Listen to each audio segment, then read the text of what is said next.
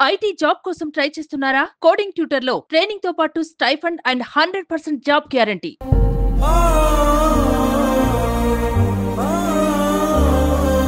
చిత్తూరు వద్ద జరిగినటువంటి ఘోర రోడ్డు ప్రమాదంలో ఒక మహిళ మృతి చెందింది. ఆ మహిళకి సంబంధించినటువంటి పోస్ట్ మార్టం జరుగుతోంది. వాళ్ళకి సంబంధించినటువంటి కుటుంబ సభ్యులు ఉన్నారు. నిజంగా పూర్తిగా కన్నీరు మిన్నూరుగా విలపిస్తున్నారు. ఇప్పటికే ప్రభుత్వం తరపు నుంచి వాళ్ళకి ఎక్స్‌గ్రేషియా కూడా అందినట్టయితే తెలుస్తుంది. అయితే తమ అమ్మ ఇక లేదనేటువంటి విషయాన్ని తెలుసుకొని వాళ్ళు గుండెలు పగిలేలా ఏడుస్తున్నారు. ప్రస్తుతం వాళ్ళు మనతో ఉన్నారు. ఏం పేరు సార్?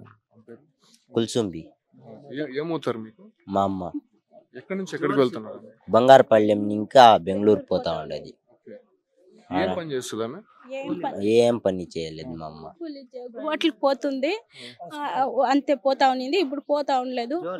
అదే ఎవరో ఫ్రెండ్ వచ్చింది, ఆ అమ్మకి బెంగళూరులో పోయి పని చేర్పించేదానికి పోయింది.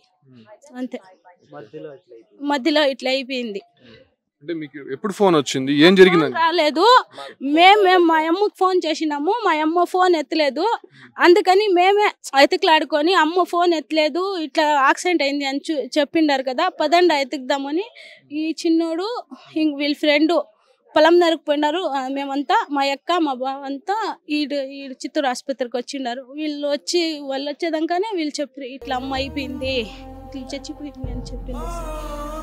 ఎంతమంది పిల్లలమ్మా? 7 మంది. నా లాడి బిడ్డలు, ముగ్గురు మగ బిడ్డలు. పెళ్లిళ్ళు అయిపోయాయి. ఒక బాబు ఉన్నాడు. బెంగళూరులో ముందు పనిచేసేదా ఆమె? మాది మేము చిన్నప్పుడు అంతా బెంగళూరులోనే ఉన్నింది. మేము మా అబ్బ అంతా ఏమేముకుంటా అంటే మేము చిన్నప్పుడు ఉన్నప్పుడు మా అబ్బ బెంగళూరు తోడుకొని వెళ్ళిపోయినాడు. మా అబ్బ చచ్చిపోయినాక వీళ్ళు అత్తల ఇంటికి ఊరికి వెళ్ళిపోయినారు. వాళ్ళ అత్తల ఇంటికి వెళ్ళిపోయినారు. మా అమ్మ నా తమ్ముడు నా దగ్గర ఉన్నారు. ఫ్రెండ్ అదే వాళ్ళు యూపీ నుండి వాళ్ళ ఫ్రెండ్ వచ్చింది, పని లేదమ్మా అని వాళ్ళు ఫోన్ చేసినారు. వచ్చి 2 దినాలు ఉండిన్నారు. వాళ్ళు మా ఇంట్లోనే ఉండినారు. ఇప్పుడు నిన్న పోయి ఆడ పని ఉంది అని మా వదిన ఫోన్ చేసింది. మా వదిన ఫోన్ చేసి ఈడ పని ఉంది రాండా అని పిలిస్తే సరే పోయి వాళ్ళ పాపం చేర్పించేసి వస్తాము అనింది. వద్దు అని నేను చెప్పినాను, సార్ ఇప్పుడు పోవద్దు, రేపు పోమ్మా అంటే కూడా మా అమ్మ ఇప్పుడే పోతాను అనుకుంది. సహాయం చేయకపోయి ఆమె అట్లా అయిపోయింది. పోయి ఏమో ఒక పాప చనిపోయింది. వాళ్ళు కూడా మళ్ళా ఒక బాబు ఎమర్జెన్సీ వార్డులో తిరుపతిలో ఉన్నారు సార్. ఊళ్ళో ఉండేసి చనిపోయినారు. మా అమ్మ వల్ల ఉండిందంట పాప. ఆ పాప చచ్చిపోయింది. వాళ్ళు వాళ్ళ అమ్మ బాబు ఒక పాప చిన్నోడు 2 సంవత్సరాలు. వాళ్ళు తిరుపతిలో పాప బాడీ ఈడే ఉంది, రేపు వచ్చి వస్తామని అన్నారు. వాళ్ళు మేమే వస్తాము అని చెప్పినాము. రేపు వచ్చి తీసుకుపోతామని సార్ వాళ్ళు చెప్పినాము. మీ అమ్మ ఎలా చూసుకునేదమ్మా? అందరినీ కూడా 7 మంది ఉన్నారు కదా, ఆమె పెద్ద దిక్కుగా ఉండేది. ఎలా చూసుకుంటుంది? మాకేం ఇబ్బంది పట్టింది లేదు. మా అమ్మ మాకేం ఇది చేసింది లేదు. మా అమ్మ బాగా చూసుకుందా. మా అమ్మ పోయి అంత బాగా చూసుకునే వాళ్ళు ఎవరు లేదు, అంత బాగా చూసుకుంటా ఉంది మా అమ్మ.